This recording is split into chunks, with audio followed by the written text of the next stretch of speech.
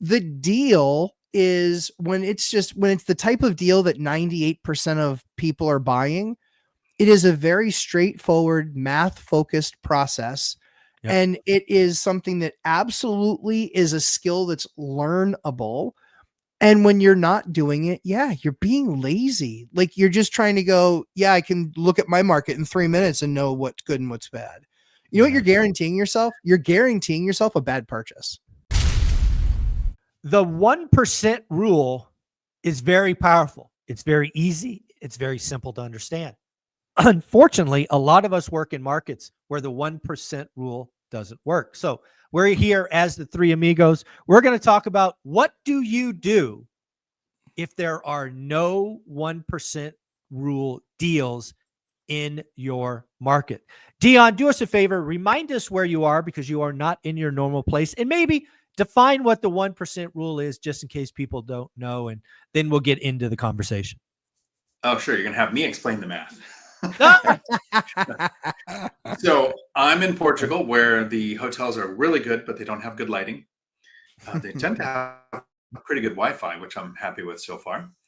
I will be back for a little while. Then I'm on my way to Yellowstone. Then I'm on my way to Scotland. Then I'm on my way to Thailand. So that's the plan. The trip's planned for this year. Honestly, I was waiting to see how taxes looked because I was thinking, well, somehow I end up writing a $20,000 check. I might, check a trip or two, but nope. And ended up carrying forward a loss again this year on rental income. So next year will probably be my year I celebrate writing a check on rental income to the IRS, if the IRS is still around. Nothing. There's nothing to celebrate. It sucked. Not for you, no. Not this year. The 1% rule is basically, in its simplest terms, whatever the purchase price of the property is, every month's rental income, the total rent, not the profit, the total rent that comes in is at least worth 1% of the purchase price.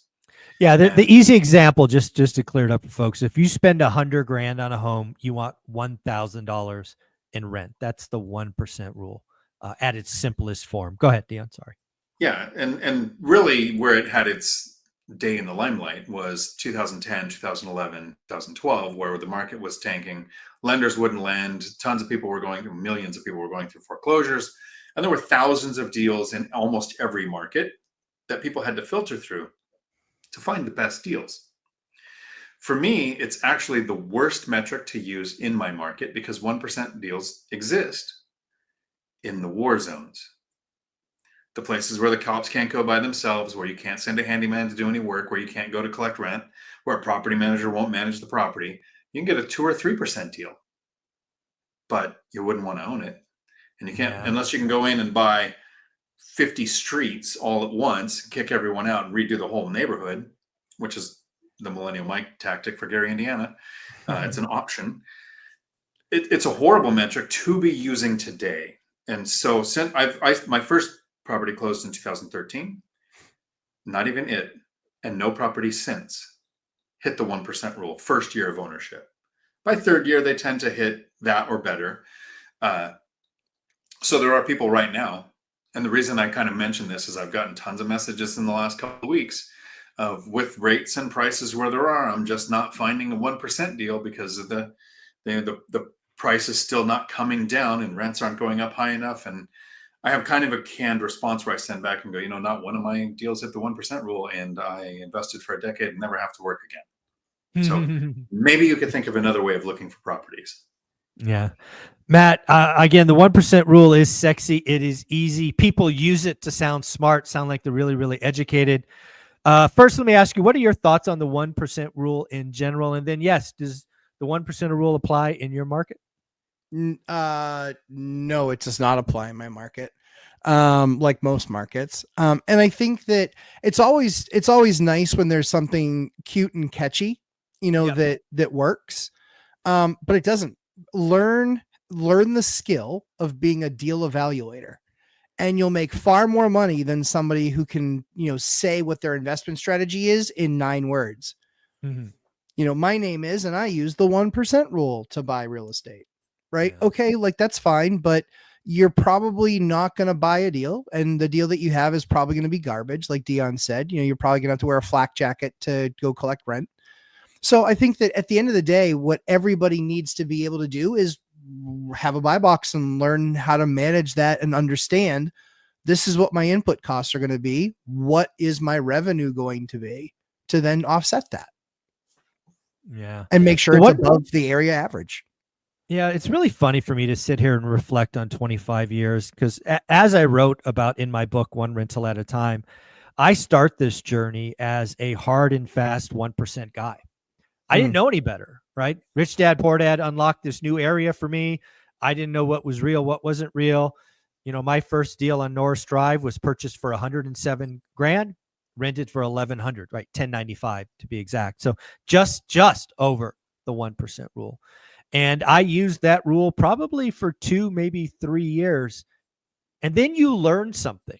You learn something about the 1% rule. And it's why I am so anti the 1% rule, right? I rage against that as often as I can. In fact, that was one of the topics Brandon Turner and I kind of riffed on in our discussion, was just how the 1% rule is so dangerous. It's both simple, and I like your term, catchy. And it's easy even for the math people not to get, like, $100,000, 1,000, got it, right? Above 1,000, good. Below 1,000, bad. But not only does it take you to war zones and sketchy properties, the other thing, I know people that have got by this. They buy where there's HOA. And yeah, you might be able to buy a condo or a townhome and technically get the 1% rule, but guess what's not in there? The $500 HOA. That's right. Right? How do you feel now, buddy? You're right. You're not only not positive, you're freaking negative cash flow, but congratulations, you bought a 1% deal. It's just mind numbing to me. It just sends you down the wrong path. So let's get back to the topic at hand. We don't like the 1% rule. Neither of us, all three of us don't use it. All three of us operate in markets that don't have it today. And we're all still doing deals. So we'll go back through this, Matt. What should someone do if they spent 3 months and they now say my market doesn't offer anything past the 1% rule? What would you tell them to do? And let's be kind before we kick them in the ass. Let's be kind first, then we'll kick them in the ass in a second. What would be the kind response? Yeah, I think the first thing that you need to do is you need to look at, for me, I'd rather look at other asset types than move my area. Like, the most desirable area to me is something that's localized, where I know the areas, I have all that foundational knowledge, I have relationships, I have a bunch of people that can check on things. I think that the most valuable thing, if you can get it, is locality. Being local to and being in your market. I think that's the most valuable. I think the second step to that is, after that local, it is, if that asset doesn't perform, are there other assets in that market that do in fact perform, that get you the returns that you need? And then I would look at that. And then the third step, if neither of those qualify, I would do what Dion does and then just go the next circle out. If I'm looking at local and I've got everything within 20 minutes of me, now I'm looking at everything within 40 minutes of me, or the next hub that I'm going to pick. But I'm a big cheerleader for, I love doing it in my local market that I know all the streets. To your credit, Zub, you went down to Fresno all the time. The time. And every single weekend, 3 and 4 weekends a month, and doing all the travel. What bothers me most is people that invest in other markets that have been in their market twice in 2 years and never went before they bought. That's the biggest danger. You're depending solely on somebody else's interpretation of the area. I want to know exactly where this stuff is going. So that's what I would do in a nice way. Yeah. Again, I love that answer. And again, I love the fact that you were very kind, right? Part of me expected a real mad answer. Maybe we'll get that in the second go. But yeah, different asset type, go slightly further. I think that is all great advice. I have my thoughts, but we'll go to Dion first. Dion, what would be your advice? Because you get a lot of people coming to you going, Dion, I've looked for 90 days. I want to be you. I want to be, 9 properties and financially free or whatever it is. But there's no 1% deal. So I'm going to give up. Or Worse, I'm going to go out of state because there are 1% deals. What do you tell people? Well, I do hear a lot of the people who want to invest out of state, and in some cases, completely. I mean, if you live in Hawaii, if you're for the financial firefighter or Mikey, and you want to invest in a different state, it makes sense. If you live in the Seattle area or in the San Francisco area or in a place where you actually just don't want to own properties, even if they would cash flow, investing at a distance makes sense. The problem for me with the 1% rule is how easy is that investor trying to make this? Yeah. Right. It takes a few minutes looking at a deal to see if it's something you should continue to look at or if something you should dismiss. Instead of, they want a 2-second, here's the price, here's the rent, this is the good pile, this is the bad pile. That you have to do the work. It's almost like somebody made a hat that says you need to do the work. And the work is, what is the area average yield? Yeah. Right? If you were investing in a market where almost everything hits the 1% rule, you want to beat it. Exactly. Yes. But you're also, if you're using that 1% metric, you are ignoring, it's almost like using cap rates. You're ignoring HOAs. You're ignoring what is the property taxes in your state. What is the, your strategy? Is it impacted by any new short-term rental taxes or something that can impact how you're making the money on your property? When it comes to finding deals, Matt mentioned, expanding out a little bit, and yeah, it could be a new market or whatever. For me, the remote work was the game changer, expanding out to where people will commute further if they only have to go to the office once or twice a week. I love how Matt said shift asset types before you shift market. And that's exactly what I did. I wanted single family homes from the get-go. It was my plan. I understood them. Buy one, live in it for a couple of years, buy another, live in it for a couple of years, and just rinse and repeat. They don't cash flow. They don't hit the 1% rule. They would be a negative yield. And so for me, the thing that I think will frustrate some people, I never calculate the return to find out how much I'm going to make. I calculate the return to get a number so I can compare properties as much as possible, apples to apples, to go, of the 5 that I see, these 2 are the ones I should pursue or dig deeper into. Yeah. Love that. Well, again, I get this all the time. And again, as somebody who will freely admit and be kind up front when people bring the 1% rule to me, the first thing I got to tell the folks at this point is just stop. You're not learning anything. You're using a stupid, outdated metric. You're trying to sound cool and you're not doing the work. Stop being lazy. You need to figure out how much money you're putting into this deal and how much money it's going to give you back. Right? You talked about creating an annuity in this video or the last one, and that's exactly right. It's all about the yield. How hard is my money working? And then to your point, Dion, I want you to bust your ass and figure out what the average deal is in your market. Is it 5%? Is it negative 5%? I don't know. And frankly, I don't care. But until you've done the work, the discipline, the focus to know average, no one on the planet, myself included, can find a great deal. You only know it's great by comparison, by doing the work, by spending the time, by being disciplined. I would tell someone to stop being freaking lazy, get your head out of your ass, and go do the real work. So that's what I would tell someone. I'll go back to Matt because now he's squinting at me. What the hell? What the hell? What I was going to say was even nicer than that. It wasn't as nice as what you made me say, but dear God. No, I think for those people that are fans of the movie Dodgeball, I've got a cotton moment, which is, I think there's a major underthink to this strategy here, but let's see what it does for them. It's just majorly underthinking the concept. Yeah. Again, people think that it's a really hard thing. And so it keeps them from learning the skill. But these are skills, and the people that you find that get really successful at this are the ones that found out which skills were important and which skills weren't. But it's one where they don't need other people's input to know whether or not that's a good deal. When we're talking about something complex, like structure of a deal, like of a complex deal, of course, I give you a call, I'll give Christian a call, and I'll say, what do you think about that structure? But that's when it's something that's very far reaching. The deal is when it's the type of deal that 98% of people are buying. It is a very straightforward, math-focused process. Yep. And it is something that absolutely is a skill that's learnable. And when you're not doing it, yeah, you're being lazy. Like you're just trying to go, yeah, I can look at my market in 3 minutes and know what's good and what's bad. You know what you're guaranteeing yourself? You're guaranteeing yourself a bad purchase. You are. Absolutely. You're Or guaranteeing no yourself- purchase. Yeah. Right. Yep. Which is even worse. Because usually over the course of time, you can turn a bad purchase around. But yeah, to that point, I agree with you. I just think it's a bad lazy. It's not a Dion lazy.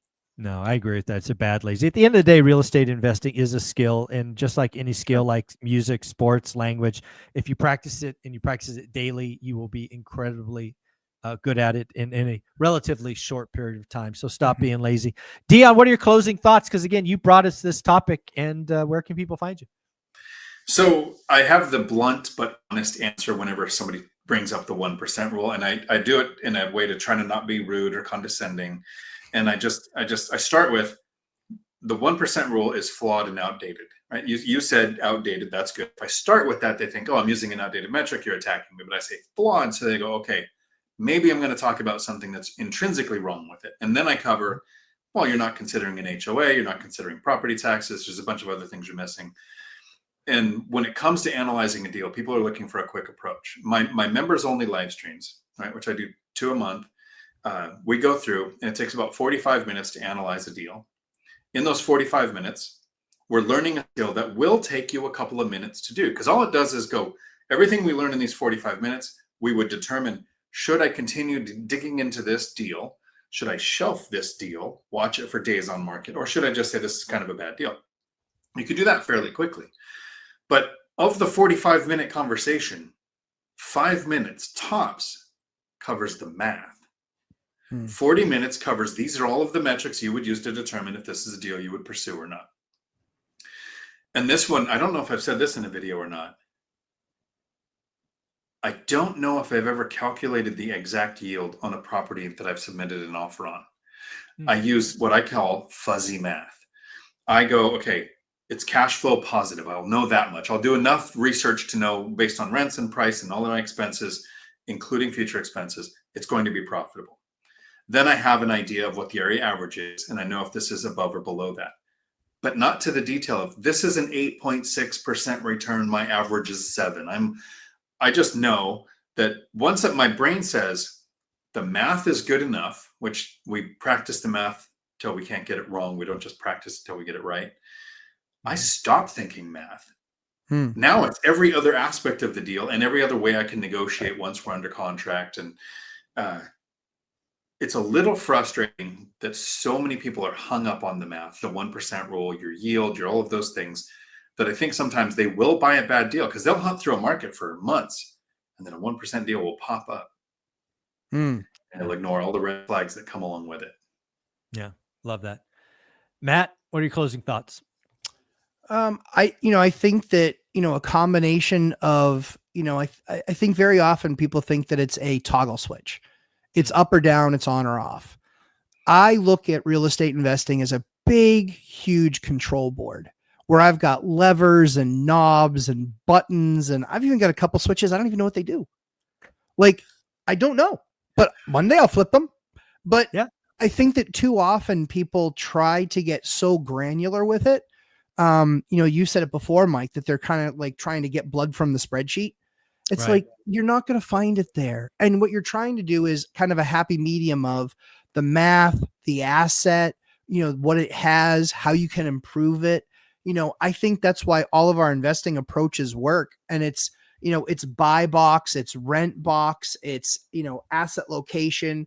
It's all of those things. And I think that that's what's really important, is that people learn that skill, because that's a skill that never goes away. The need for it never goes away. And if you're relying on everyone else's opinions when you're trying to buy an asset, you're not doing it right. You need to be the one with the conviction. I bought some real garbage, but I had conviction in buying it because I was just like, this is what I see this property being in 24 months. Right. And now that property makes $8,000 a month. And when I bought it, it did $4,000 a month. Took 2 years to make that transition, but now it's double. And now every single one of those people were like, I wouldn't have bought that. Every single one of those people is trying to buy it from me. I'm like, nope, not for sale. I'm going to keep all of that ridiculous income. So that's where I think people can learn from all three of us, where it's finding that equilibrium and understanding all of the different asset, options, but also, what the deal is, and not being so haphazard to have an exact formula of 1% or just some catchy marketing thing that probably isn't even available in your market and is only going to ensure you get a bad deal. The one rental at a time approach is much more, people think that it's about finding a good deal. It's much more about keeping you out of a bad one. Yeah, it's just a discipline, focus. Again, at the end of the day, I've said this hundreds of times and we'll say it 100 times more. Real estate investing is a skill. You're not born with some Midas touch, green thumb, whatever. If you practice, you'll get better at it. At the end of the day, your job is to first A, learn average, and then B, do good or great deals. Guys, you're amazing. Take care of yourself. Dion, enjoy your trips. Thanks. I'm looking